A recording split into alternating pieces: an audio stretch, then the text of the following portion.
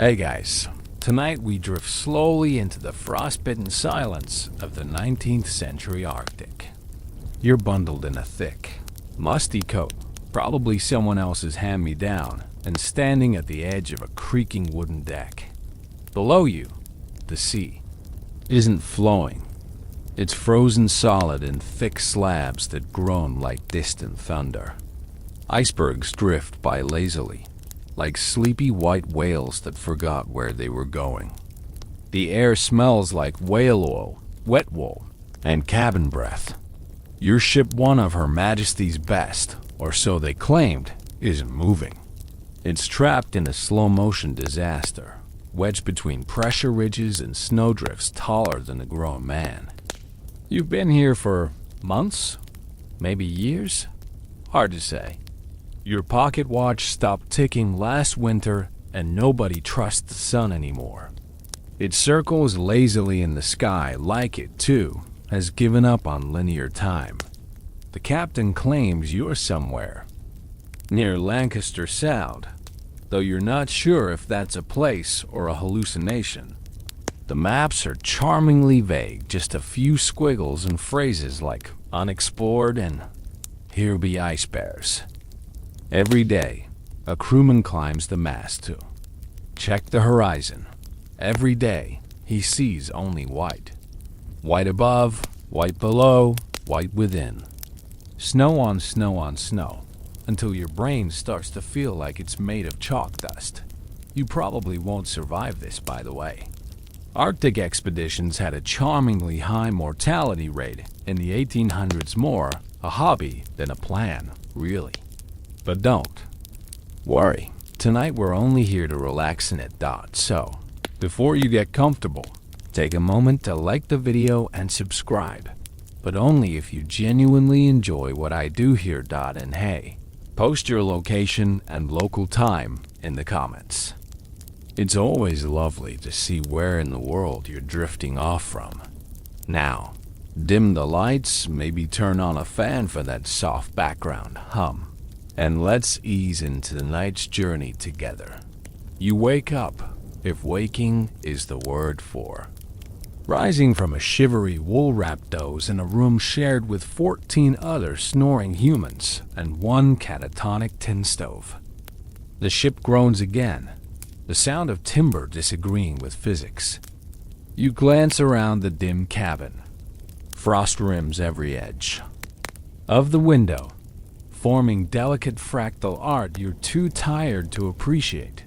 The crew is listless. Most men sit in layers of furs and frustration, chewing on hardtack so dry it might legally qualify as sedimentary rock. Outside, the dogs whimper in their straw beds, and the sledge harnesses hang limp like memories of better plans. Exploration sounds noble, but what you're doing feels more like a very cold waiting room. You're waiting for the ice to melt, for the compass to spin back into sanity, for someone to shout, "Land ho!" and mean it this time, not no such luck. You shuffle on deck, where the wind slaps your cheeks awake. The sky is a murky gray that never quite becomes day and never entirely leaves night behind. Somewhere to the south is home. Somewhere to the north is the magnetic pole, maybe. No one's quite sure it doesn't just migrate like a bored goose. You peer over the railing at the frozen sea. A scattering of seal tracks leads off into the distance, like some minimalist invitation. You try to imagine following them, but the wind hisses an answer. Don't even try. The ship is built for strength, not comfort. It's reinforced with beams thicker than your thigh and lined inside with cork and prayer. But insulation only works so long. Balautics, your breath hangs in the air like regret. Your beard, if you've grown one, crunches with frost when you smile. Not that smiling happens much lately. You were promised adventure. Instead, you got a very elaborate form of national boredom. Still, Boredom has its charms. Some men in history would kill for a bit of quiet monotony. You, however, are starting to daydream about fireplaces that don't require you to burn your socks. The captain hosts another planning session in the galley. It goes poorly. Maps are unfurled, compasses stared at, disagreements mumbled. Historians still argue whether these gatherings had any real strategy or were just a way to feel productive while slowly freezing. Morale is preserved through routine. Breakfast, if you can call it that, involves salted meat and tea so wicked could pass as hot snow. You take your cup carefully. It's the best part of your day. The taste is nostalgic, even if slightly bitter and vaguely metallic. You try not to wonder what kind of metal the kettle was made from. There's a crew tradition. Now, each man tells one lie and one truth before sleep. Yesterday, someone claimed to have seen a polar bear teaching its cub to fish with a stick. The truth: he had, indeed, seen a stick. These days, it's hard to know what's funny and what's just madness in disguise. Back in your bunk, you wrap yourself tight in a damp wool blanket that smells of onions and defeat. You listen to the creaks, the sighs, the occasional muttered curse from another bed. You think of England or wherever home is for you. A fireplace, dry boots, tea that doesn't come from boiled bark. But for now, you are here. You are still. The ship is locked in place, like a museum exhibit no one visits. You sigh, and your breath fogs into the tiny world of your cabin. And that's how the long drift begins. Your day begins, as it always does now, with your teeth reminding you they're still here. You wake not from the warmth of sunlight, but from the dull ache in your molars. A sharp pulse behind your left eye makes itself known each time you clench. Your jaw, which, unfortunately, is every time you breathe. Toothaches are the latest obsession aboard the ship. Not gossip, not news from home, not even polar bears. Just teeth.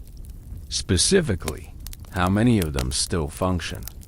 It's not that anyone wants to talk about teeth, but when you've run out of fresh food, vitamin C, and reasons to smile, they seem to be the last personal frontier. You shuffle over to the mess for breakfast. Today's main dish, a gnawed biscuit, and some salt pork that's been boiled so many times it could legally be considered soup. The tea is rationed now 1 cup a day, if the tin allows, and even then, only for those not caught double-dipping yesterday. You sip it slowly, letting the lukewarm bitterness settle on your tongue. It's more memory than beverage at this point. The leaves have been reused, sometimes twice, sometimes steeped with spruce tips, sometimes. Let's not talk about the other times. You hear a familiar story told again about a sailor on a previous expedition who lost half his gums and blamed it on his mother-in-law's pie. A few chuckles circulate. It's not funny, but at least it's something other than frostbite. Historians still argue whether scurvy was truly understood by most officers at this time. Some believed in the bad air theory. Others blamed the cold or stress or even a melancholy temperament. One enthusiastic fellow believed frequent singing might prevent it. You hum quietly now and again, just in case. Your own theory? The lack of tea is the root of all suffering. You visit the supply room, a low-ceilinged hold that smells like despair and rotting hemp.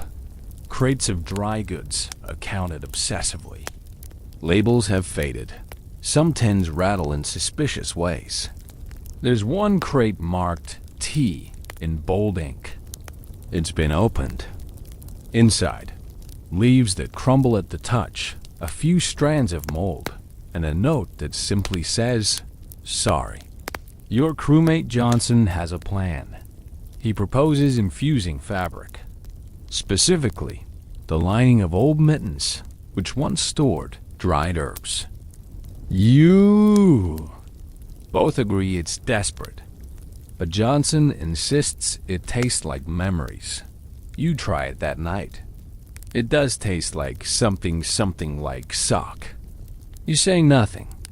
You both nod in understanding. That evening brings more stories, more teeth discussions, more quiet debates about how much vitamin C is in a candle. Someone starts chewing on the edge of an old crate. Another swears that birch bark, when steeped properly, tastes almost citrusy. You make a note of it mental, because paper is a luxury now. You start keeping a log.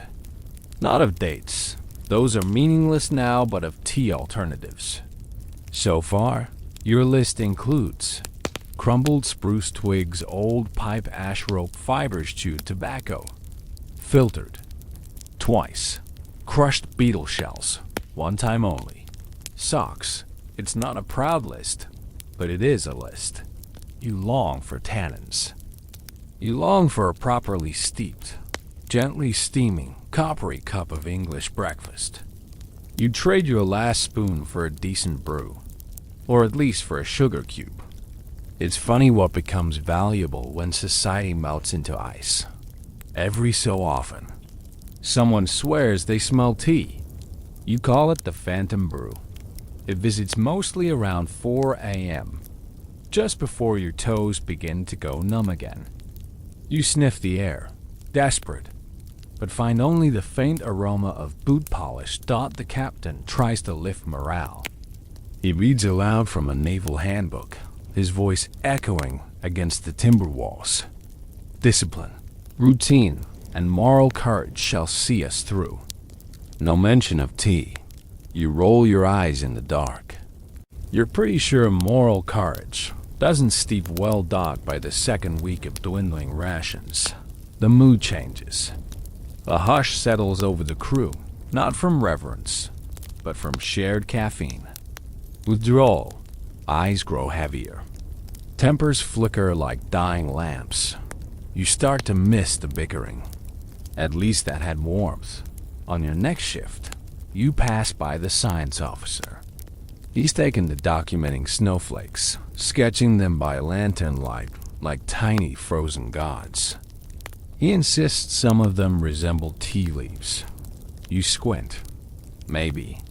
You lie and say yes.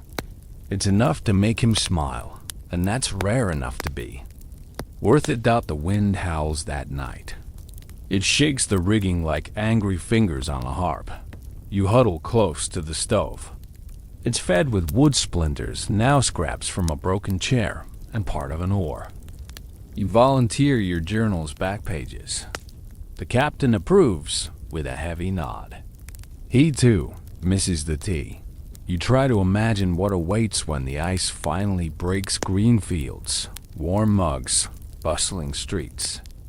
But mostly, you imagine a single porcelain teacup, steam rising, a swirl of honey, the delicate clink of ceramic on saucer. A sound you haven't heard in months. Sleep comes slowly, as always. Your jaw aches.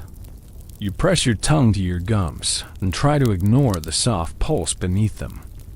Tomorrow, someone will propose pinnacone steeping. You'll probably agree. It's not about taste anymore.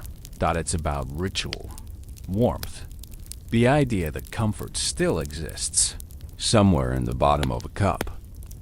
You wake up to the unmistakable scent of something burned. Smoked? Slightly fishy?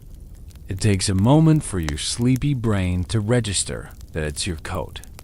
Or more specifically, the seal oil treatment someone applied to everyone's clothing. Last night, you weren't consulted. No one was. The idea, apparently, was to improve waterproofing. Instead, you now reek like a rancid lantern. Getting dressed on a frozen ship isn't a single action. It's a multi-step negotiation. First, you peel your damp wool shirt off the side of your cot, where it's frozen to the wall. Then, you try to slide your legs into trousers stiff with ice around the knees. Finally, you tug on boots that may or may not contain an icicle, where your toe should go. Nothing fits right anymore.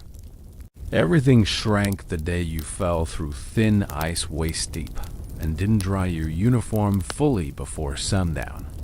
Now your left sleeve is shorter than your right, and your fur-lined hat has acquired a permanent lopsided tilt. A man with dignity would fix it. You are not that man today. Fashion here is less about flair and more about not dying. You've seen men wrap their faces in spare socks, sew fish bladders into makeshift rain hoods, and once unforgettably attempt to wear seal entrails as a scarf. To be fair, it was warm. The smell was divisive. Today's wardrobe includes 2 pairs of stockings, woolen trousers with the knees patched in 3 different shades of brown, and a jerkin so moth-eaten it now counts as ventilation. Over that, a parka made from some sort of animal that no one on board can properly identify.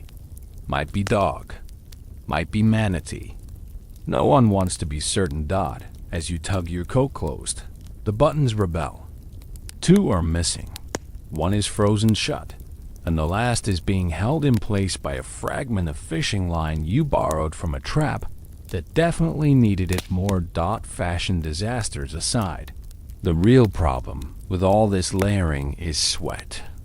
Yes, you. Sweat. Even here. Especially when hauling sledges or shoveling ice off the deck. But once the exertion ends, that moisture turns your clothes into icy prison cells. And peeling them off to dry? Not unless you enjoy hypothermic striptease. One enterprising fellow, Mr. Hargrove, decided to innovate. He created a drying room by converting the latrine into a heat chamber using candle stubs and tallow lumps. He merely suffocated on the fumes. The crew calls it Hargrove Sauna now, though no one's entered it twice. Historians still debate how much of Arctic survival depended on official planning versus plain human improvisation. Diaries from other expeditions show a curious pattern. The more bizarre the outfit, the longer the man lasted. So you take heart in your patchwork armor of felt, flannel, and faint despair. You pass by First Mate Bellamy, who now wears 2 pairs of gloves, 1 fingerless, 1 fashioned from rabbit pelts tied with string. His left boot is a lady's ankle. Shoe, possibly taken from the ship's emergency trunk. No one asks questions anymore. It's said that in the far north, the Inuit have 100 ways to say snow. On this ship, you have at least 50 ways to say frozen foot. There's numb, burning, prickly, unattached, echoing like a distant drum.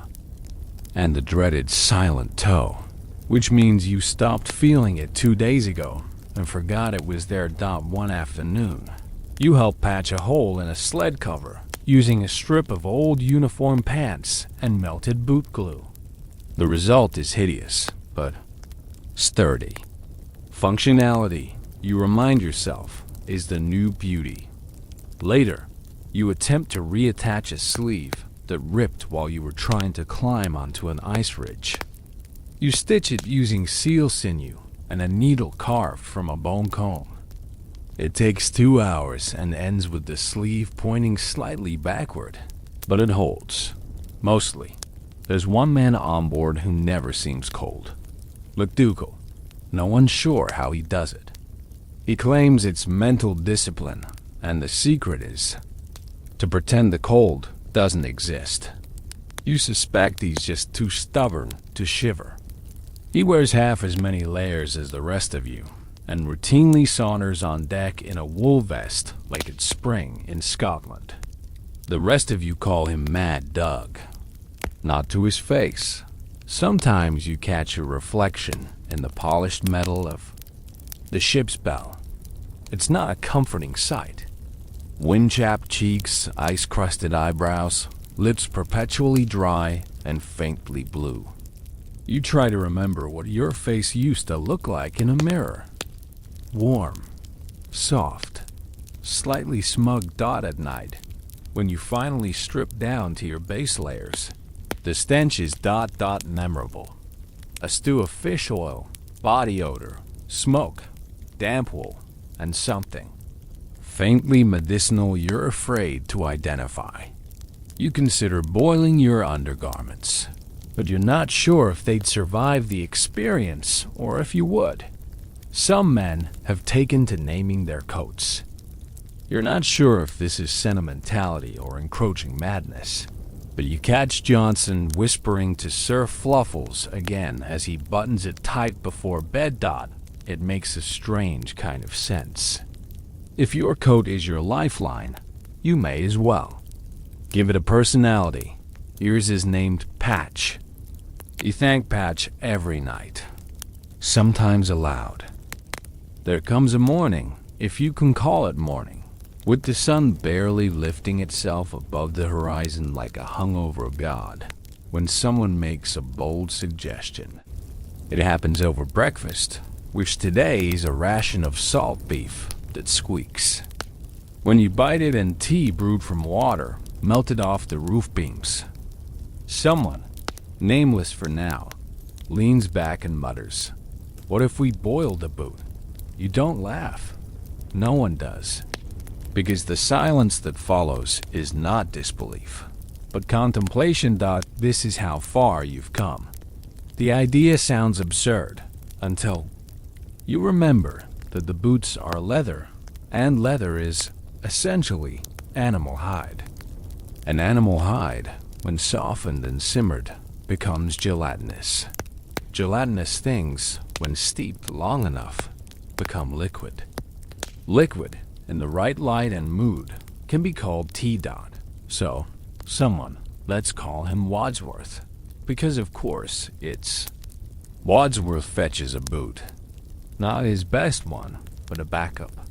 An older, cracked model with warm laces and memories of drier days. He scrubs it with snow, taps it against the railing, mutters something vaguely apologetic to it. Then, with solemn ceremony, he lowers it into a pot of boiling water. The smell hits first.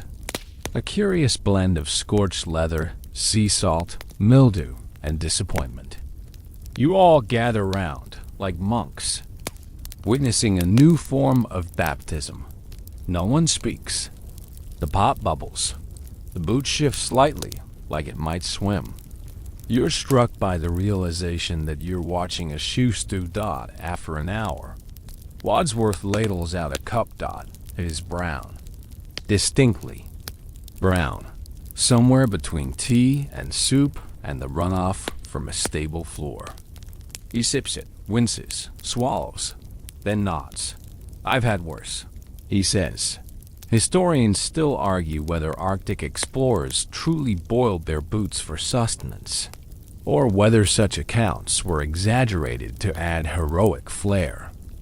But here, with no oranges, no leaves, no spices, and barely a whiff of dignity left, boot tea feels not only plausible, it feels inevitable. You take a sip. It is earthy, tangy, slightly peppery.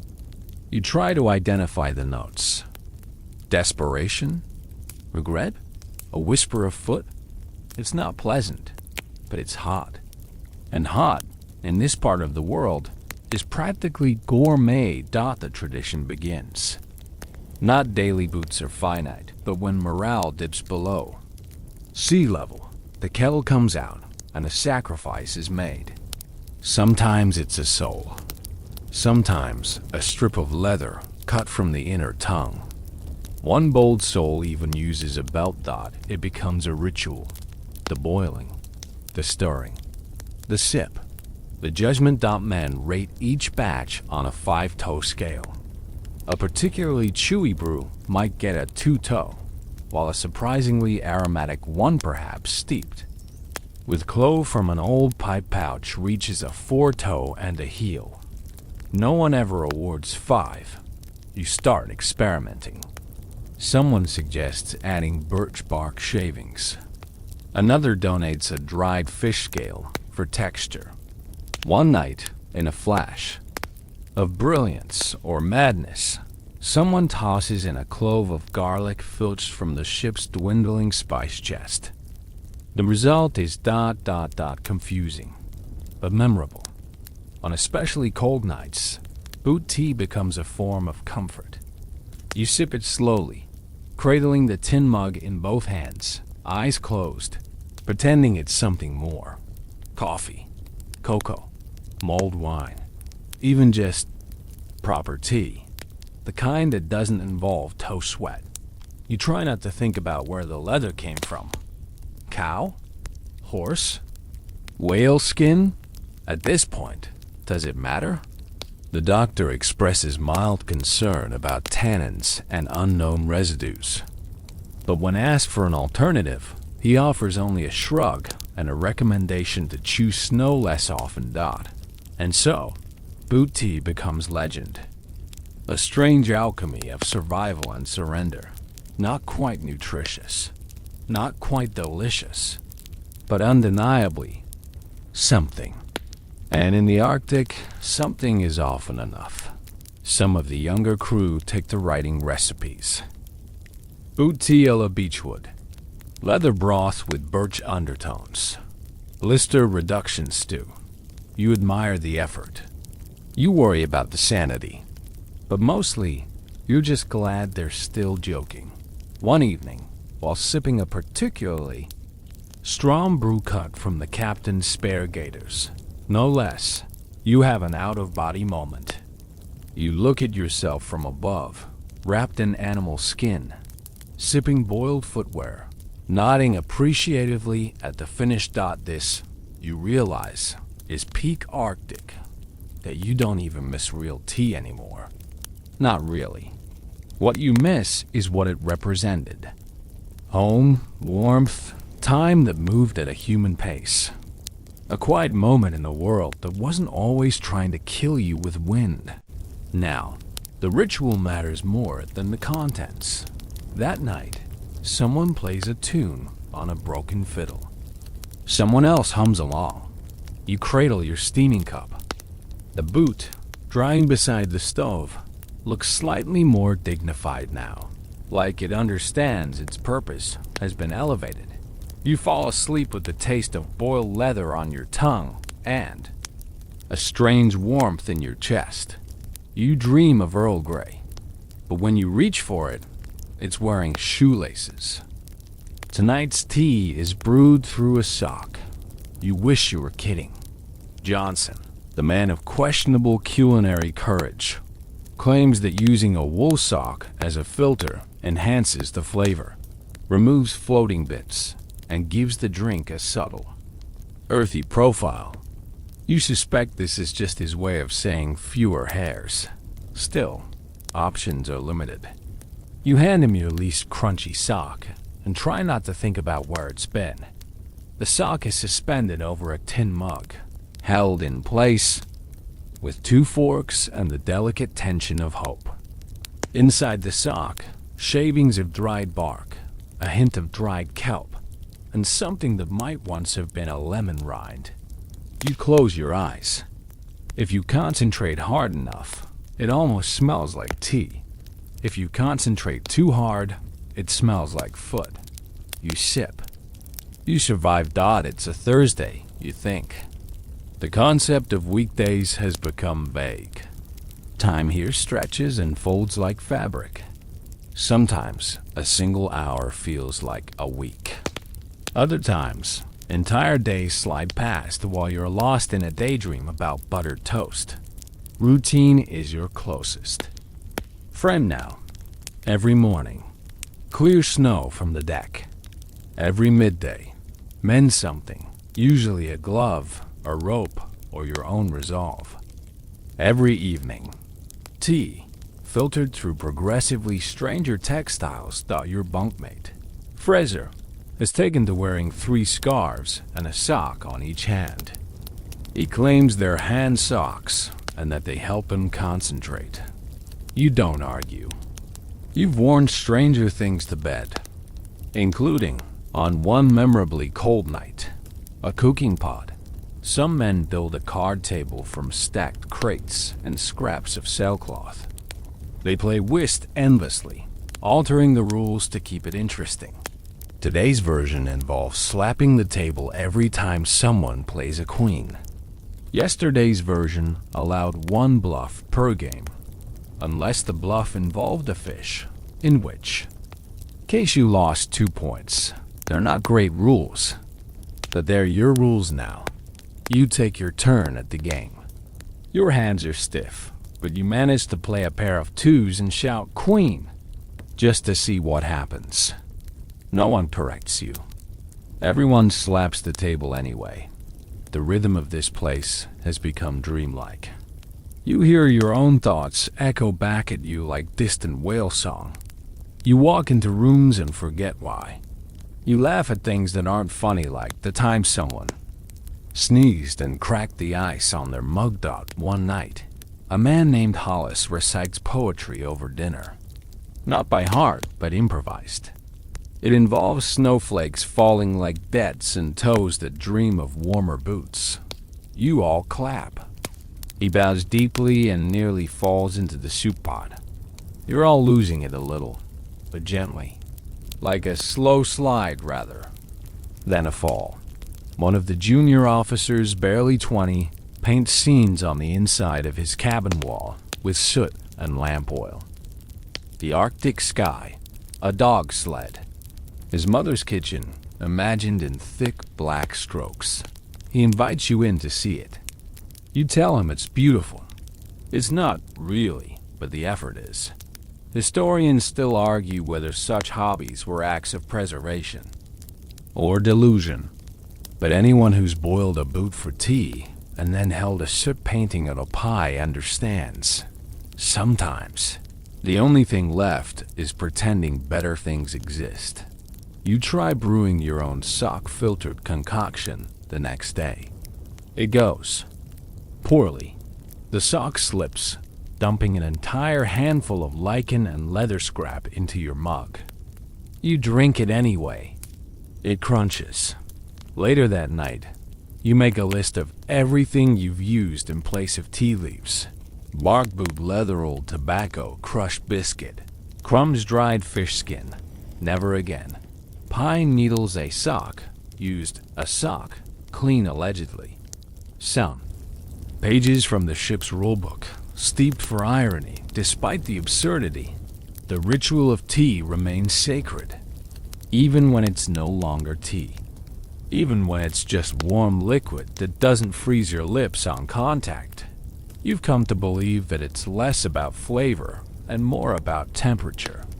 A hot cup gives you a reason to sit, a moment to hold something, to focus your trembling fingers, to tell yourself that you're still civilized, even if you smell like boiled seal.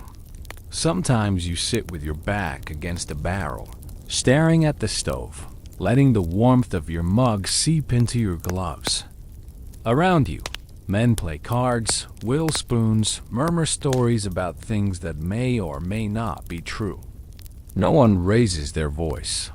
No one asks for the time. The only clock here is how long it takes your tea to cool. There is, occasionally, music. A harmonica passed from glove to glove. A whistle made from a bird bone. A song hummed by 3 men who don't know the words, but don't care. You tap your mug against the floor in time with the beat. It's out of tune, but it's something. That night, as you curl into your blanket, you realize the tea's still in your hand. Cold now, slightly thick. You drink it anyway, just to avoid wasting the effort. You dream of walking into a quiet London shop, shelves lined with black tins and bright labels. The clerk hands you a paper-wrapped packet of Darjeeling, and calls you, sir. You weep slightly in your sleep. Back in the real world, your sock is drying by the stove. Tomorrow, it will. Be ready again. The wind hasn't stopped for 3 days. It doesn't howl anymore, it moans. Long, low notes that slip through the seams in the ship like a sad flute being played by the sky itself. You stop noticing it after a while, like the sound of your own breathing. But sometimes, in the middle of a game or a sip of bark broth tea, someone will pause and say, "Still blowing?" And everyone listens, just to confirm it's real. It is. Cabin fever has become your constant companion. Not the fever of heat, of course. That's a long-forgotten luxury. No, this is a fever of the mind, a slow unraveling caused by sameness, tight spaces, and a steady diet of stew and recycled air. You begin to develop a deep spiritual hatred for the sound of chewing. The ship groans like it has feelings. The wood creaks under the pressure of the ice tightening around it. You imagine it as an old man sighing in his sleep, muttering about decisions he can't take back. Today's distraction is cards. But you've played so many hands of whist, so many half-remembered rounds of 21, that the games no longer make sense. Someone introduces a new variation called reverse patience, in which you try to lose every hand as quickly as possible. You win. Several times. You don't feel proud. Fraser has started naming the cards. Queen of Hearts? That's Margaret. Bit of a gossip she is. The others play along. The King of Spades becomes Old Man Matheson, who once punched a bear. The Two of Clubs is Boring Jim, and no one wants to draw him. You think this is funny. That worries you. To mix things up, a few of you start a storytelling circle after dinner. The rules are simple. One man starts a tale, the next has to continue it, and so on. The stories grow strange very quickly. A walrus who becomes prime minister. A storm made of pickled herring. A man who falls in love with his sled, that you find yourself rooting for the walrus. One of the younger lads begins to keep a diary entirely in limericks. You suspect it's a coping mechanism. You also suspect he's quite good. One reads, "There once was a sailor named Joe who misplaced his big left toe. He said with a grin, 'I've a spare in the bin.' But the bin said, 'No toes, just snow.' You laugh. You read it twice. You copy it into your own notes, because honestly, it's the most creative thing you've heard all month. Historians still argue whether these diversions were officially encouraged or simply tolerated. The captain remains tight-lipped, but his occasional half-smile suggests he's grateful for any activity that doesn't involve mutiny or weeping. Some crewmen begin assigning roles to the rats. You overhear a heated debate over whether Sir Nibbles outranks Commodore Whiskers. It becomes a recurring discussion. Tiny hats are crafted from buttons. One rat is rumored to enjoy boot tea. You try not to look too closely when it's near your cup. Your own contributions to the madness are modest. You've taken to carving tiny chess pieces from leftover bones, mostly fish, sometimes seal. You use charcoal to shape them. Your rook looks like a deformed penguin, but no one complains. Some nights, you play a full game against yourself, narrating both sides in different accents. Scottish for white, West Country for black. You let them argue about tactics and the ethics of pawn sacrifice. You always root for the underdog. You always lose. There are moments, rare but real, When someone says something normal, a comment about spring back home, a joke about how the baker on High Street used to forget sugar, and for one perfect moment, it feels like you're in a pub, warm and dry and surrounded by ordinary time. But then the wind reminds you where you are. The candle flickers, the cards shiver on the table, and the smell of seal oil returns like an unwelcome guest. Tonight, you draw the short straw. Deck watch from midnight to 4. You wrap yourself in 3 coats and trudge up the stairs. The cold meets you like a slap. Stars blaze above closer than they ever seemed at home, sharp as needles in a velvet sky. You stand in the silence, your breath curling like smoke signals. The ice creaks. Once, twice. A deep, slow pop echoes from beneath. Somewhere out there, a fox yips. Or a spirit. You're not in the mood to be picky dot. You pace the deck, boots thudding softly on hoarfrost. You check the lines, all still frozen stiff. You glance toward the horizon, but there's nothing new. Just the ice, the dark, and that great empty quiet dot, too. Stay awake. You sing to yourself. A sea shanty, half forgotten. Then a lullaby your mother sang when you were small. Then the song about the walrus again, because it's grown on you. You whisper to the figurehead of the ship. You've named her Beatrice. She has no ears, but she listens better than most. When your watch ends, you return below. The heat from the stove feels like a miracle. Someone's brewing another pot of sock filter mystery. You sip it. It's hideous. You smile anyway. Before sleep takes you, Fraser whispers, "New rule tomorrow. We can only speak in rhymes." You nod dot. It's the sanest thing you've heard all day. It's snowing indoors again. Technically, it's not snow. It's frost shedding from the beams tiny. White feathers shaken loose whenever the stove warms up just enough to confuse the ceiling into thawing. Then it refreezes. Then it falls. You've learned not to place your tea mug directly beneath the drips, unless you're partial to a bit of ceiling seasoning. You wake with a puff of ice dust landing on your nose.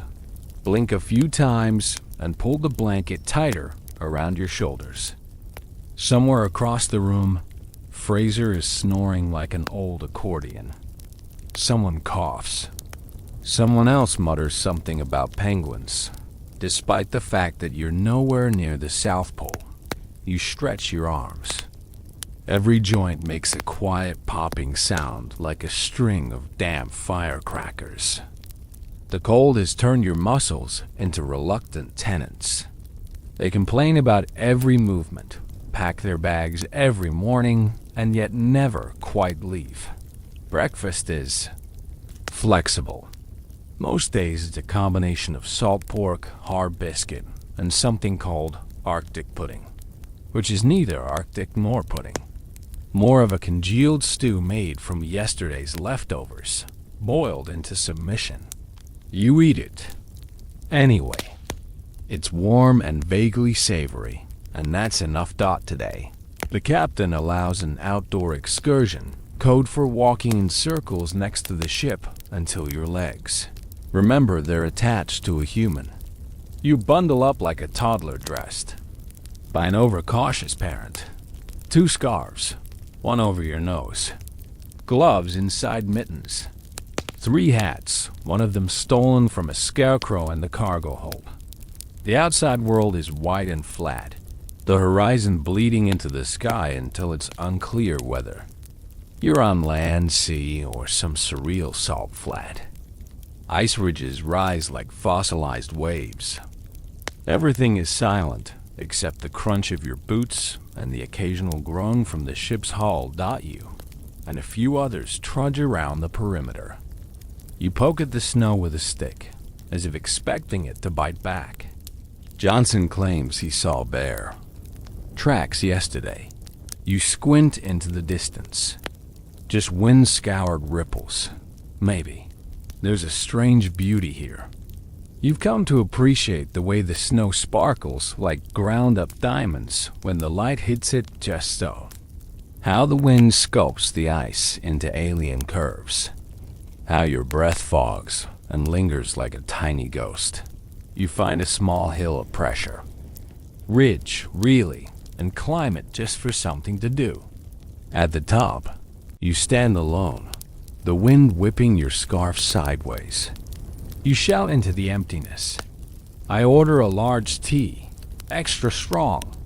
Nothing echoes back, but it feels good to yell something, other than check the ropes.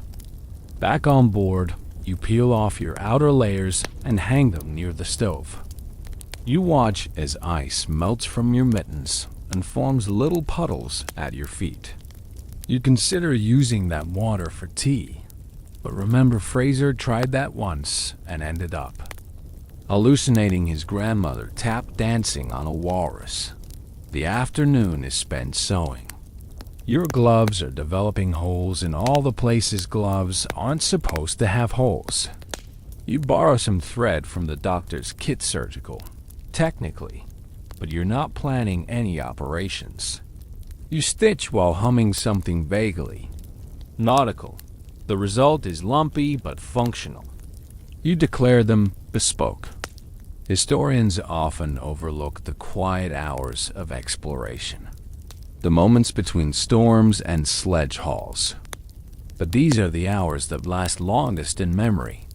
Mending gear, listening to the stove sigh, sipping something that pretends to be tea.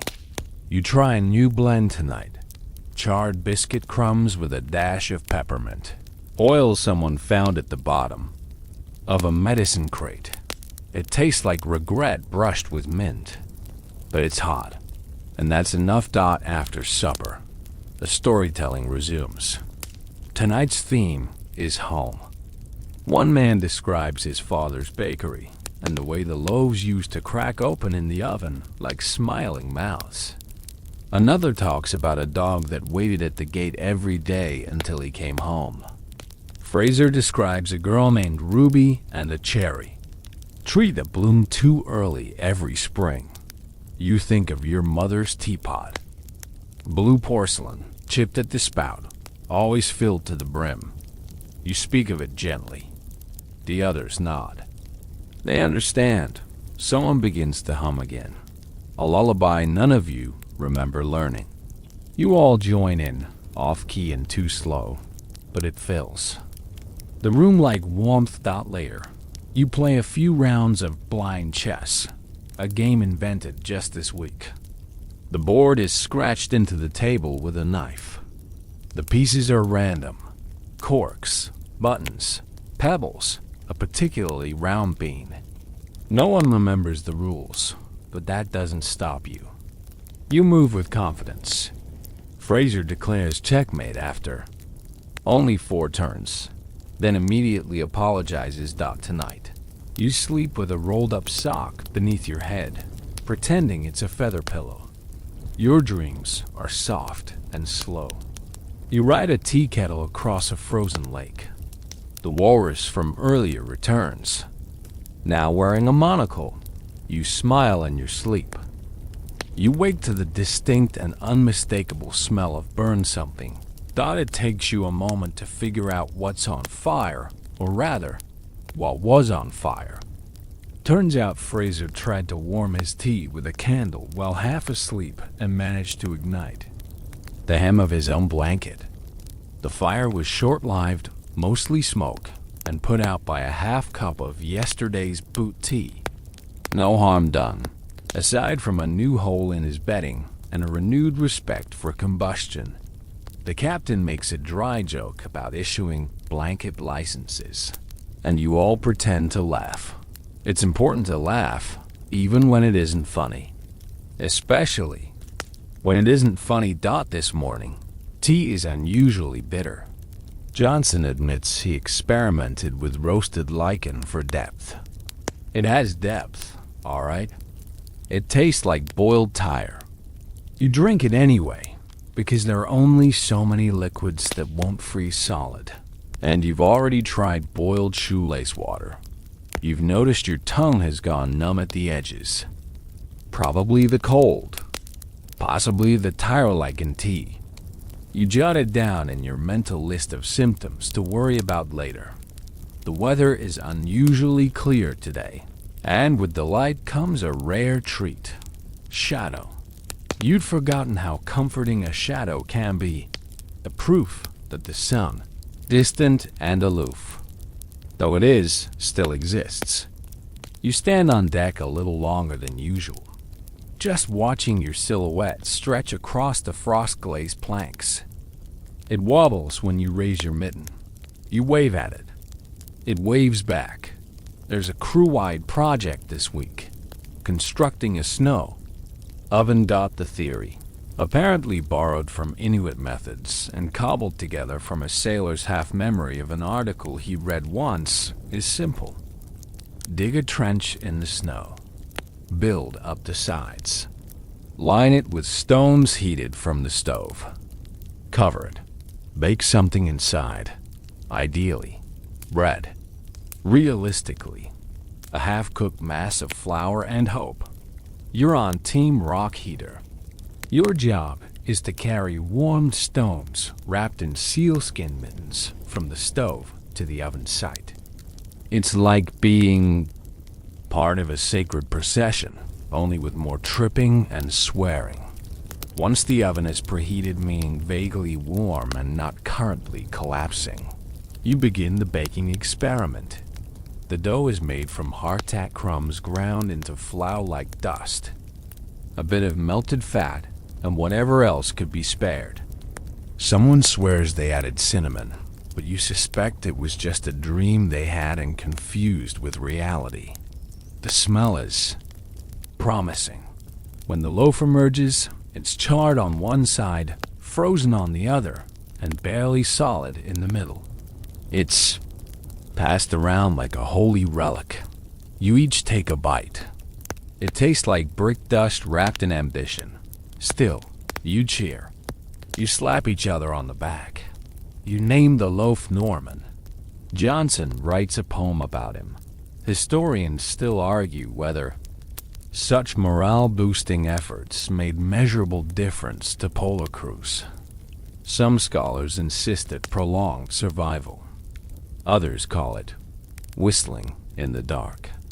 But as you cradle your sliver of undercooked Norman in a mitt, you feel the warmth of both the bread and the ritual. Later that afternoon, there's a minor celebration. Someone's birthday. No one is entirely sure whose. The ship's calendar got soaked weeks ago and now resembles a smear of ink and regret. But Fraser claims it's his and brings out a gift, a single sugar cube wrapped in wax cloth. It's passed from hand to hand before being ceremoniously dropped into the day's teapot. The result is miraculous. The tea, today's blend, pine scrapings and the remnants of a cinnamon button, taste almost like a real drink. You all sip reverently. One man weeps softly. No one comments. The evening ends with an impromptu game of Guess That Smell. A scarf is tied around the eyes, and various mystery items are presented for nasal inspection.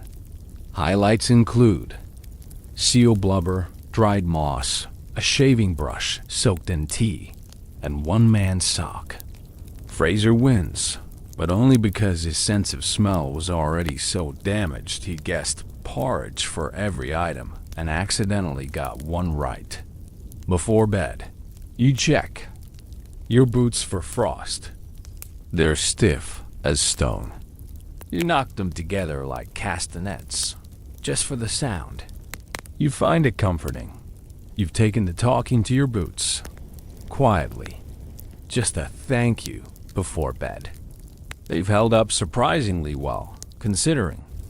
They've donated more than their fair share of flavor to the communal kettle. You wonder if, when you return home, you'll keep them. Not as footwear, as relics. A reminder that once in the middle of nowhere, with nothing but willpower and melting ice, you survived the kind of winter people only whisper about. That night, the wind dies down. The silence is so absolute, it almost feels like you've gone deaf. You lie in your bunk, listening to the absence of sound. Your own heartbeat.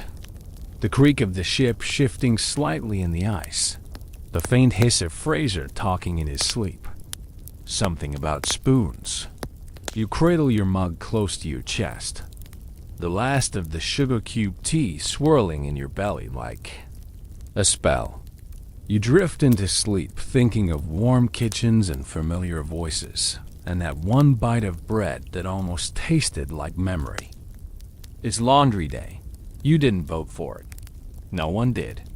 But the smell in the lower deck has grown so assertive, it's practically taken on a name. Probably something like Captain Stinksworth, and even the rats have started sleeping elsewhere. The captain makes the announcement with a wince and a kerchief over his nose. No one cheers. Laundry in the Arctic is an exercise in optimism. You begin by gathering all the items that now qualify as clothing. Mittens stiff enough to stand upright. Socks that have frozen into boomerangs. Shirts stained with an unidentifiable mix of tallow, tea, and possibly tears. Everything smells. Faintly of damp sealed dot.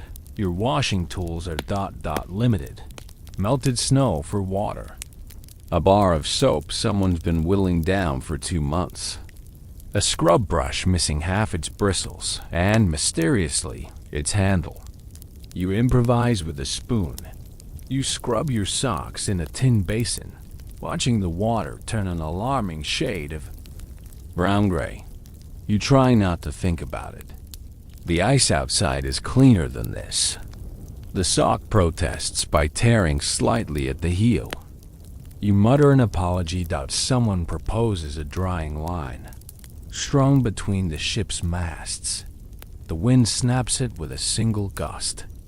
Undeterred, you pin your garments along a rope near the stove, rotating them every few minutes to prevent scorching. A pair of Fraser's long johns catch fire anyway. He douses them in boot tea. A tragic waste of both fabric and flavor. As you hang your shirt to dry, you notice something odd. It's smaller. Not just shrunk and reduced. Like it's trying to curl in on itself from the shame of what it's seen. You make a mental note to wear it only under 3 other layers. Fraser insists on singing while he works. The tune changes every few minutes, but always returns to the chorus. Suds for the souls, scrubbing away. The memories best not discussed today. It gets stuck in your head for hours.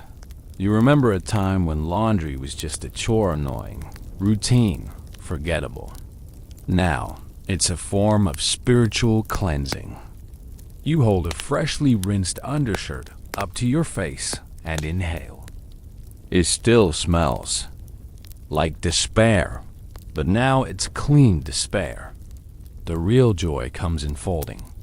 You and Johnson hold up opposite corners of a slightly less wet blanket and attempt something approximating a rectangle. It takes 4 tries. The final result resembles a rhombus made of regret. You both nod approvingly. To pass the time while your boots dry, stuffed with paper and propped near the stove like leather tulips. You join in on a game of historical Guess Who? It's like regular Guess Who, except no one has a board and everyone's guessing dead people. Are they European? Yes. Were they executed? Probably. Did they own a cat? We'll say yes. Mary. Queen. Of Scots? No, but very close. It was her cousin's tailor. The game lasts 2 hours. No one wins. You declared a draw and drink to your collective brilliance. Tea today is flavored with citrus notes, which turns out to be the rind of a lemon once used to clean a musket. You convince yourself it tastes tangy. Fraser claims it helps his digestion. Johnson claims it helps nothing. He drinks it anyway. Later in the afternoon, an argument breaks out over the temperature in the sleeping quarters. One man says it's pleasant. Another calls it unforgivably Baltic. You chime in with moderately haunted. Everyone agrees that's the most accurate. Historians debate how crews kept morale during long winters. Some point to leadership, others to discipline. But you now suspect it came down to sheer, stubborn humor, an agreement among tired men to pretend, just for a while, that everything was fine. Tonight, your blanket smells like soap. Real soap, not tallow, or pine, or regret, but genuine soap. You tuck yourself in with a weird sort of pride. Your socks are dry. Your boots are warm. Your shirt, though shriveled, is marginally less terrifying. You sip your tea and savor the closest thing to domestic life you've known in months. Fraser hums himself to sleep, murmuring a new laundry ballad about starch. You drift off imagining yourself in a sunlit garden, sheets flapping in the breeze, a teacup in your hand. A real one, porcelain, possibly floral. You dream of bubbles, not ice, but warm, soap-filled ones, floating through the air like lazy moons. Today, the ship shifts odd, subtle at first. A creak louder than usual, a groan that doesn't come from Fraser's back. Then a judder small, like the ship is trying to remember what movement feels like. You all freeze, cups mid-sip, spoons halfway to mouths. Even Sir Nibbles the rat pauses, one paw raised dramatically on the biscuit tin. Then comes the unmistakable sound. Cracked ice. Somewhere below, shifting, expanding, or loosening. You and the others rush to the deck, boots studding over the frost hard. Wood, half expecting to see open sea. You don't. The ice field stretches endlessly, same as it has for weeks. But now there are new fault lines. Jagged scars slicing across its surface, rising like frozen waves. The ship has moved half a foot. But after 3 months of stillness, that feels like a revolution. There's a ripple of energy among the men. Not hope exactly, hope is a strong word, but a twitch of something close. Maybe interest, maybe alertness. Johnson even puts down his tea. Fraser tries to start a chant, but settles for whistling a military march off-key. The captain walks the deck with a furrowed brow. He says nothing, but you catch the flicker of worry behind his eyes.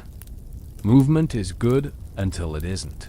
Historians still debate whether the movement of trapped ships brought more relief or dread to explorers. Ice that loosens can also crush. Timber groans are sometimes preludes to splinters. A ship's ribs, if squeezed too tightly, can snap like brittle bones. You go below to check for leaks. Nothing yet. The stove wobbles slightly. The pot of tea sloshes and hisses. The toe of your boot is suddenly damp. You pretend it's condensation. After the commotion settles, conversation shifts to escape. Maybe the ice is breaking, someone says. Maybe the current's moving. Maybe a polar bear is pushing us, adds Fraser, who's now decided the bear is named Frederick and has a top hat. You run scenarios in your mind. What if the ice opens? What if you can't turn the ship? What if it refreezes with the hull half submerged? What if the movement was just the ship sighing in its sleep? To distract yourself, you volunteer for dinner prep. Today's menu: seal stew, with optional bark garnish. The bark is boiled separately, just in case. You're not risking another digestive mutiny like last Thursday. The stew simmers as the light fades. The tea today is a rehash of something from last week, bitter but consistent. Someone claims to taste fake. Someone else suggests motor oil. You all nod solemnly, as if debating wine notes stop with dinner over. The card table returns. Tonight's variation is ice poker, which is just regular poker with dramatic shivering added for effect. Fraser wins with a hand consisting entirely of threes. Johnson accuses the cards of treason. You leave early, drawn to the deck. Outside, the air is unnervingly still. The stars are sharp, like they might slice you open if you reach up too quickly. The ship is quiet, sleeping. You press your palm to the railing. It hums faintly beneath the frost. You imagine the ice underneath like a living thing, stretching, yawning, preparing to decide your fate. You think of it as an old god, silent, cold, deeply disinterested in your opinion. And yet, you whisper to it, "Be kind." Below decks, the others are quiet now. You hear a soft harmonica tune, someone trying to lull themselves to sleep. The same song from a few nights ago, the one that ends with a walrus mare and a teacup sky. You return to your bunk. Your boots are lined with moss today, an experiment in insulation. They feel like cold soup with aspirations. You place them beside your head anyway, for comfort. Before you sleep, you write in your journal, "Today, the ship moved. Only a little, but enough." You tuck the page away, sip the last of your cold tea boot leather blend, vintage, unknown, and pull the blanket to your chin. Your dreams are strange tonight. You float through a frozen world on a teacup the size of a canoe. Below you, polar bears read newspapers. Above you, clouds shaped like spoons drift silently. The stars wink, and the moon asks if you'd like lemon. You nod. You always say yes to lemon. There's a new game now. Things that are definitely not food. It began after Johnson tried to toast a biscuit and dropped it behind the stove. By the time it was retrieved, it fused with some kind of fabric and gained a deeply suspicious sheen. Instead of eating it, you name it Reginald and give it a place of honor on the shelf next to the sock puppet. Someone's made of Captain Franklin. Reginald is round. Reginald is firm. Reginald has seen things. The game catches on. Today's entries include a chunk of frozen whale blubber that looks like a hat, a bar of soap mistaken for cheese, again, Fraser's boot, which someone finds in the kettle and declares surprisingly tender, and a spoon that has been licked into the shape of a fork. You'd worry, but it's honestly the most productive the group has been all week.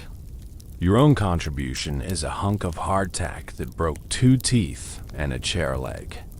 You declare it inedible, indestructible, and entirely spiritual in nature.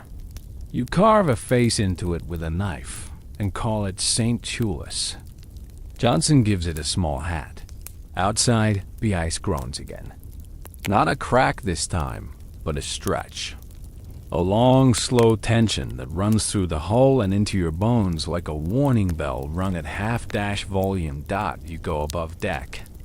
The cold bites deeper. Today sharp as flint and just as personal. You pull your scarf tight and peer across the field. The pressure ridges are taller now, hunched and frozen like grate. Pale dinosaurs mid-dash crawl. One of the masts has developed a list, not enough to panic, just enough to make tea-making exciting. You wedge a book beneath the kettle to level it, then realize you've used the ship's log. You remove it. Then consider putting it back below. Fraser is building a tea shrine. It begins innocently. A clean mug placed on a crate, lit by the flickering light of a lamp. But within the hour, he's added a circle of biscuit crumbs around it and started chanting a made-up hymn about the leaf divine. No one stops him. A few join in. The shrine gets 2 visitors before midnight. You bring a contribution, a stick of cinnamon bark someone found under the floorboards. It might also be tree fungus. Either way, you leave it gently beside the mug. That evening, you all drink communion tea together. Water flavored with the faint memory of lemon, 1 honest pine needle, and a mysterious red speck someone swears is a berry. The taste is unholy. The mood is sacred. Historians still puzzle over how Arctic explorers preserved their sense of order amid absurdity. They look for discipline logs, duty rosters, lecture records. But you now know, it was shrines. It was games. It was singing to your tea and pretending your biscuit could grant blessings. Fraser declares tomorrow a feast day. You agree, on the condition that someone finds something to feast on that isn't moss or regret. You spend the late afternoon crafting. Today's task, mittens from scraps. You become good at patching things. Not well, necessarily. Your seams are lumpy and your stitches wander like a distracted sheepdog, but they hold. Your favorite pair is made from 2 different sleeves. 1 glove and what used to be a sock. You call them the twins. They're neither warm nor waterproof, but they look confident as the wind picks up again. You sit near the stove with a bowl of tea. Yes, a bowl. The last of the mugs have all cracked or been converted into makeshift lamps. You cradle it like soup, blowing across the surface as if that'll help. It won't. It never does. But it makes you feel like you're doing something useful. Fraser tells a story about a girl who turned into a seal to escape a bad engagement. Johnson tells one about a dog that learned to read. You tell one about your grandfather's garden and how he swore by talking to his tomatoes. Everyone agrees the tomatoes were probably the smartest part of the family.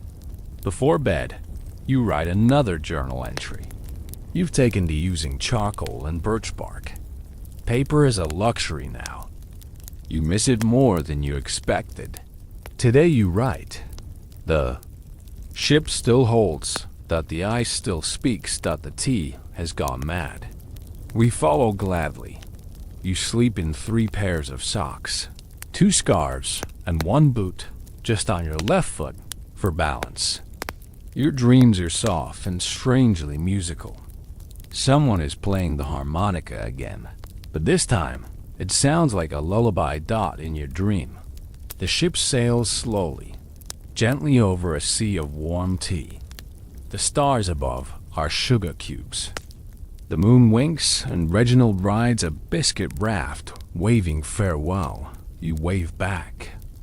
Morning comes like a whisper gray, soft-edged, and colder than it has any right to be. You wake with frost on your eyebrows and a sock imprint on your cheek. Your left foot is warmer than the right, thanks to the single boot. You consider rotating. Tonight, fare is fair. Breakfast is quiet. No new tea experiments today, just the old faithful.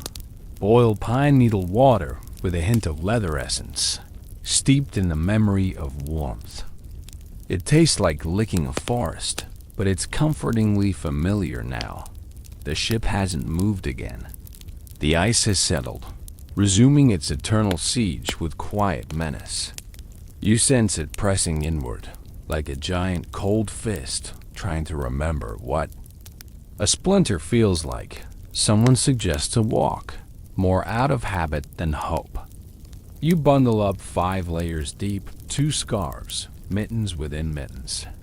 The air outside smells like metal and silence. The ice field is changing again. Not melting just. Shifting form, like a sleeping giant turning over. A new pressure ridge has formed just north of the bow. Taller than a man, curled like the crust of an enormous frozen pie. Johnson calls it Mount Crumpet. Fraser tries to climb it and promptly slides back down, giggling like a schoolboy. You laugh. Everyone does. It feels good. Briefly, you decide to hold a mock expedition, a ceremonial journey to the top of Mount Crumpet and back. You craft a flag from a broken spoon and a strip of red flannel. You plan it proudly. The wind immediately carries it away. You declare the expedition a success. Later, the captain permits a cultural exchange, an idea borrowed from an old naval handbook. The plan? Every man is to prepare a gift for the rest of the crew. A performance, a drawing, a song, anything but another biscuit sculpture. Fraser recites a dramatic reading of his dream journal. It contains unsettling detail about a talking kettle and an opera performed entirely by fish. Johnson unveils a snow diorama of the ship. It's perfect, down to the broken mast and the pigeon that occasionally visits to judge you. You perform a puppet show using socks, a kettle lid, and a stick. The story involves a romance between a lighthouse keeper and a narwhal. There is betrayal. There is reconciliation. There is a mildly inappropriate joke about blubber that earns applause. One man sings a sea shanty backward. Another paints a mural of the sun using charcoal and mustard. For a brief time, the ship becomes an art gallery of desperation, invention, and utter nonsense. Historians debate whether such activities reflect mental decline or creative resilience. You've decided it's both. Equal parts breakdown and breakthrough. You don't mind. In fact, it feels like therapy. Arctic frostbitten therapy.tea is served from a ladle now. The cups are in various states of disrepair. You sip from a shallow bowl shaped like a clamshell. Today's blend includes a crushed aspirin and the rind of something once orange. It tastes like hope dipped in medicine. In the evening, someone suggests a seance. Half joking, of course, but half serious too. The ice creaks so strangely sometimes, it almost sounds like whispers. You gather in the galley with a stub of candle and a circle of fingers on a biscuit tin lid. You ask questions. Are we going? To survive? Scritch. No answer. Is the ship cursed? The tin slides an inch. Or maybe someone sneezed. Do you like the tea? The tin leaps. Everyone gasps. Fraser faints. You mark it down as conclusive. That night, you stay up late writing in your journal. Today, we climbed a mountain that wasn't there. Yesterday, we made art. We spoke to ghosts. We drank tea that might have contained medicine. No one cried. You end with a sketch of the sock puppets. They look proud. Before sleep, you tuck a pine needle into your blanket. For scent, for company. For luck, your dreams come slowly, like clouds drifting in reverse. You float through a ballroom carved from ice, with chandeliers of icicles and tables made from snow. Everyone is there, St. Chulis Reginald, even the narwhal. The band plays a song you've never heard, but somehow know. You dance in your boots, only the left one. And as the music fades, the kettle speaks. Just once. Just to say, steep longer next time. Fraser has declared himself the ship's tea sommelier. He's made a badge out of a sardine tin lid and a bit of string, and he wears it with solemn pride. His job, as he puts it, is to oversee the delicate art of kettle-based infusion and Emotional recovery. You let him have it. Frankly, no one else wanted the role, and he's never been happier. Today's selection? Snowdrift Surprise. A blend of melted snow from the windward side of the ship, a shaving of stale licorice root, and a single bay leaf scrounged from the bottom of the medical chest. It's earthy, with notes of confusion and afterthought. You sip it while standing. Watch on deck. The horizon is a flat, white infinity, broken only by the occasional whirl of frost lifted by the wind. A gull appears out of nowhere, just one. It circles lazily, then disappears into the haze. For a moment, you wonder if it was real. Below. Someone's playing harmonica again. Off-key. Slow, but comforting. Like a song from a dream you've had 100 times, but only remember when you hear it. You've developed a habit of talking to the ship. Not out loud, usually. Just small gestures. A hand on the railing. A nod toward the stove before sleep. You thank the hull when it doesn't groan too much during the night. You apologize when you spill tea on the floorboards. Historians still argue whether sailors really believed their vessels had souls. Some say it was superstition. Others call it psychology projection during isolation. You think maybe both. Or maybe it's just that when everything else fades, you need something to hold on to that. Won't sink. The captain announces a meeting. You all gather near the galley stove. Noses red, fingers twitching for warmth. The message is simple. If the ice doesn't break by next month, rations will need to tighten again. The words hang in the air like fog. No one is surprised. But still, it lands. Like a soft punch. Fraser breaks the silence with a toast. He raises his cracked tin mug and says, "To the finest crew of mostly unqualified tea chemists I've ever frozen next to." Laughter bubbles up. It's weak, but it's real. Later, you're assigned to inventory duty. You count tins. You count sacks. You count matches, beans, broken spoons, and one small preserved plum that someone has been hiding since October. You pretend not to notice. You wouldn't want your secrets discovered either. You find a half-used bottle of clove oil. Not useful for much now, but you dab some on your collar anyway. For a second, you don't smell fish or tallow or desperation. You smell warmth. You smell baking. You smell a life that used to exist. Your hands tremble. Just a little. Dinner is stew again. No one asks what's in it. You dip bread into it and chew slowly. It has the consistency of candle wax and the flavor of vague sadness. You add a dash of clove oil. It helps. After dinner, you write a letter to no one. It begins. Dear reader of the future, we are still here. We have not vanished. We have made a religion of tea and socks. We have learned how to laugh while freezing. We have named our biscuits. We are no longer afraid of the dark. We are afraid of running out of tea. You fold it and place it in an old tobacco tin, sealing it like treasure. You hide it behind a loose plank in the galley, just in case the ship survives and someone, someday, wants to know who you were. That night, Fraser organizes tea confessions.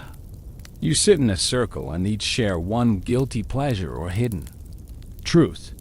Johnson once faked a sprained ankle to avoid snow duty. Fraser admits he once reused a sock as a tea bag. You confess you've been giving names to your mittens. You don't say what they are. Some things must remain private. The fire burns low. You sit close together, not for warmth, but for gravity. So no one floats off emotionally. The ship creaks like it's telling its own story.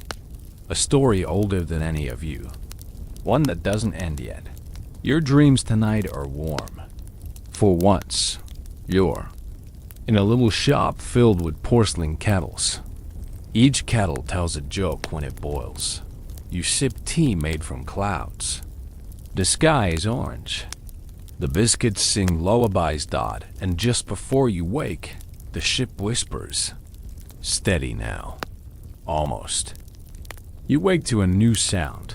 Dripping, Dot. It's not the usual kind, the soft melt of frost from the rafters or someone knocking over the tea basin.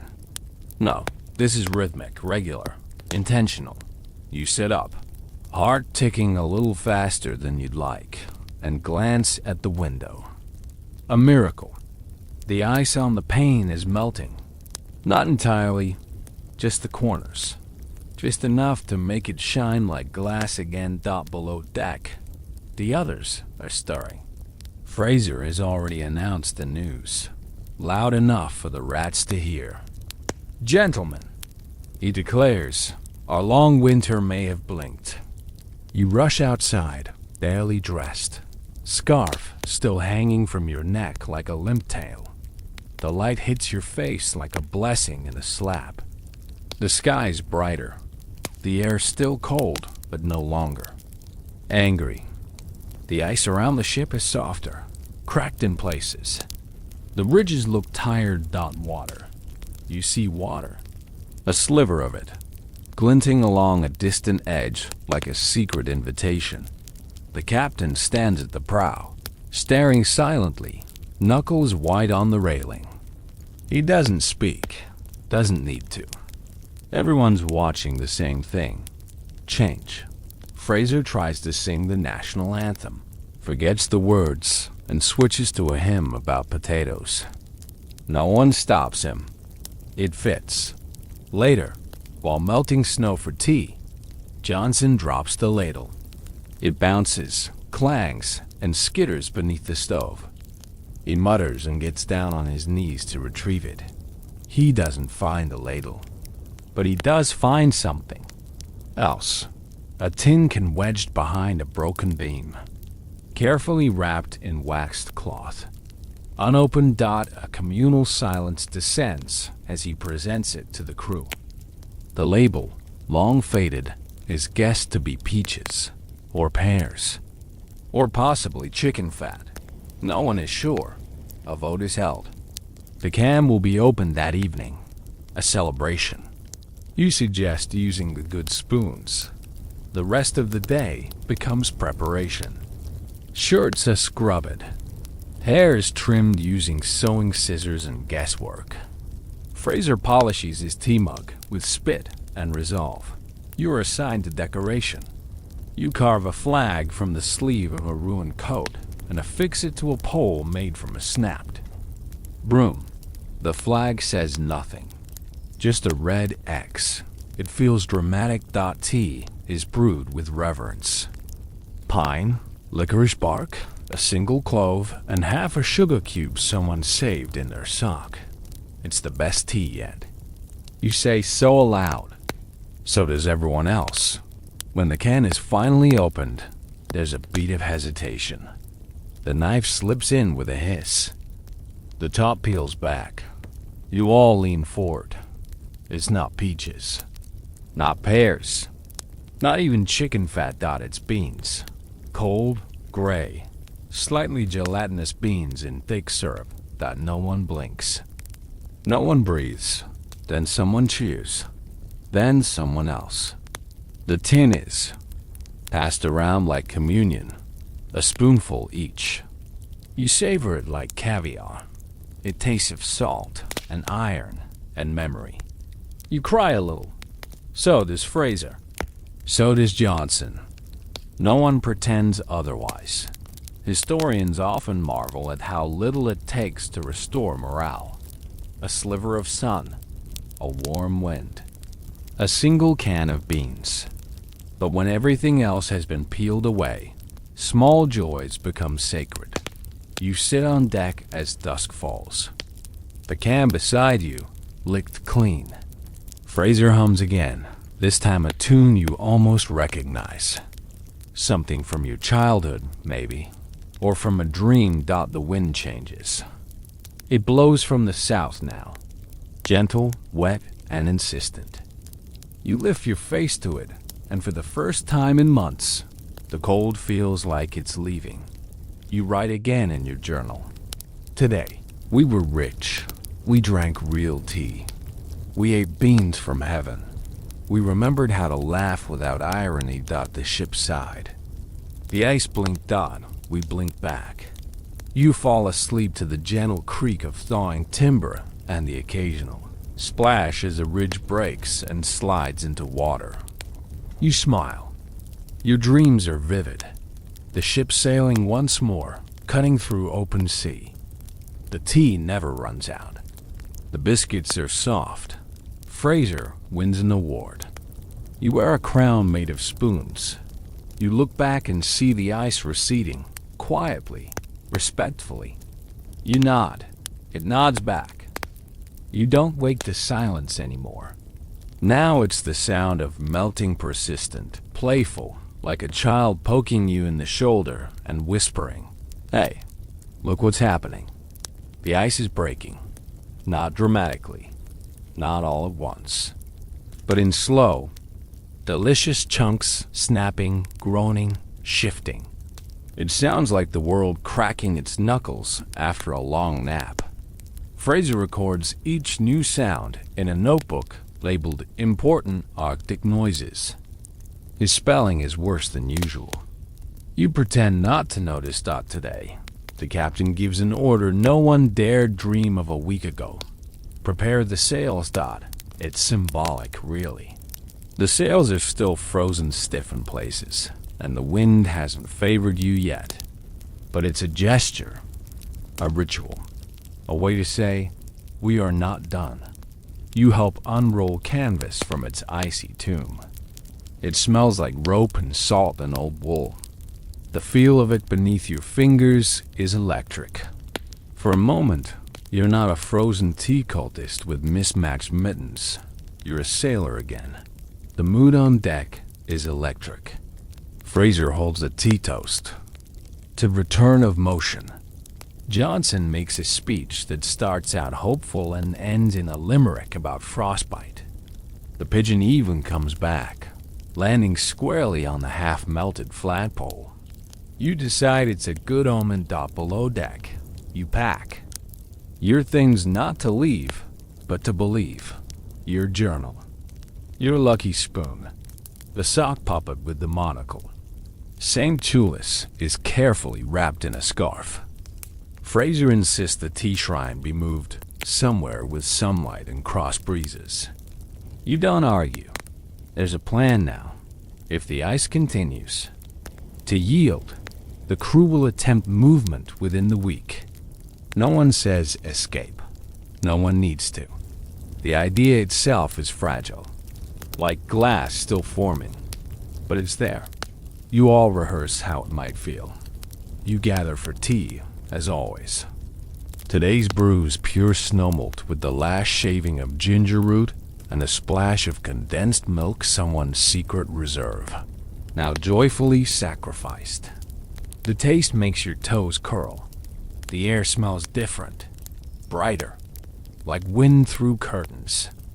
You've forgotten how wet thawed air smells. A little mossy, a little like bark, a little like home. Fraser plays his harmonica. It doesn't squeak this time. He's found a tune, a real one, and it fills the ship with sound, like breath returning to lungs. Historians debate how crews held on to identity during long entrapments. Uniforms helped. Daily routines.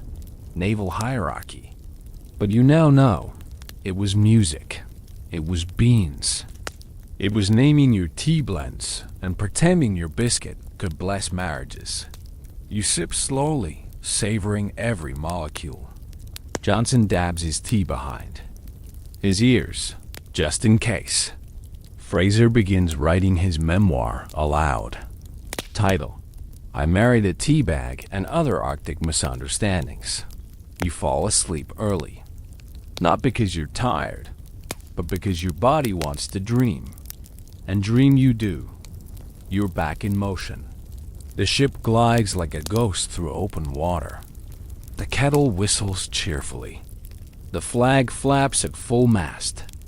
You wear your best socks. The crew sings together, not shanties this time. The lullabies dot as the ship fades into the mist of sleep. You feel the warmth of something new, something blooming, something almost, but not quite spring. Your journal entry that day is short. The ship breathes. We breathe with her. Soon. We sail, God. And now, the journey slows. The ship is still. The ice hums quietly, like it's sleeping too. Outside, the wind has gone gentle again, a soft hush brushing against the timbers. Inside your cabin, the stove glows faintly, just enough to keep your breath from fogging. You lie in your bunk, boots tucked at your side, fingers wrapped around a lukewarm mug. The tea is nothing special, just melted snow, really, but it's warm. It's familiar. It's yours. You hear Fraser breathing softly from across the room. Johnson snoring somewhere near the galley. Even the pigeon, perched on the rigging outside, is still. All that's left is quiet. You let your body relax, 1 inch at a time. Shoulders soft, arms heavy, fingers loose, eyes fluttering, barely open. The bunk creaks as you shift slightly, nestling into the blanket that smells faintly of cloves and snow. You've come so far, through months of frost and darkness, through silence and steam, through laughter and lunacy and too many varieties of pine-flavored tea, and you've survived. Maybe you'll sail soon, maybe not. But for now, the ship is whole, the crew is fed, the tea is steep. And you are warm. So go ahead. Let your breath slow. Let your thoughts drift like flakes through twilight. Let the ship carry you just a little farther into sleep. You're safe now. You're home.